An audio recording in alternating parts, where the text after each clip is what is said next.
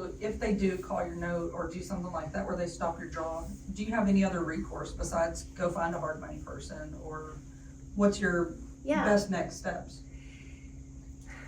There are multiple sources of financing for commercial real estate outside of traditional lending, right? I would say, especially in the multifamily world. So that'll lead me into the housing fund. So here's a great example. So the housing fund is a nonprofit organization, and it's a lender, classified as a nonprofit lender. So that's the bread and butter. They don't like to do any kind of equity plays or JV agreements or anything, especially not with a for-profit company. Let's say you have a multifamily unit and you want to do renovations on that. You could, like this is a regular apartment complex, doesn't matter if it's for apartments or if it's for condos or townhomes, single family homes, doesn't matter what the product is. But let's just say you want to do it for land acquisition, development, construction, renovation loans, just acquisition. They will lend across the board, but they want to see a certain number of the units go affordable.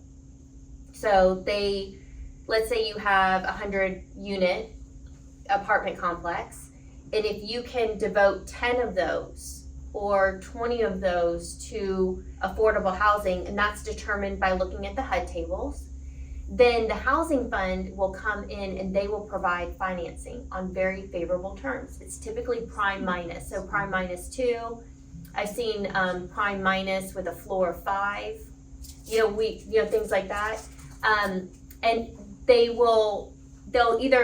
can do the financing in a number of ways where they just provide the entire loan for, let's say, the renovations, or they could do a percentage of the development loan.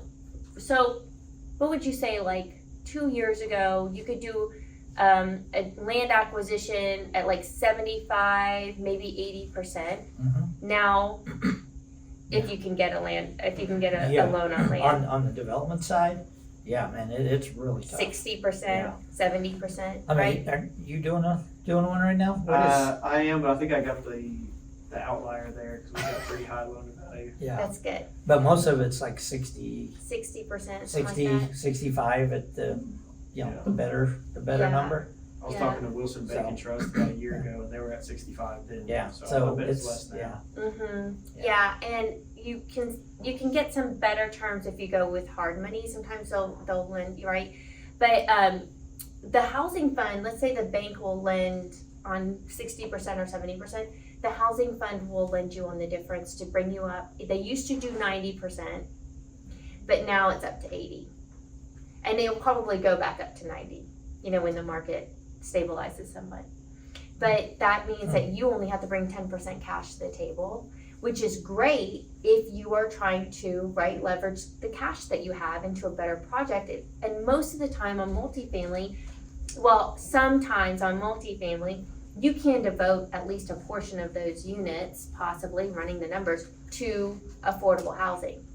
And in markets like Clarksville, it's really great because everybody, right? Everyone's military and, right? So all the rents kind of, but if you're doing even like a duplex, or you want to do a quadplex, or like I said, single family home, or you want to construct or renovate, whatever, they will lend on that. So that's a non-traditional source of financing. I mean, it tends to be at better terms as well. And because the housing fund works with a lot of larger lenders, you can usually they'll be more workable. So like they're not so willing to call a note on a project when they know there's affordable housing tied to it, right?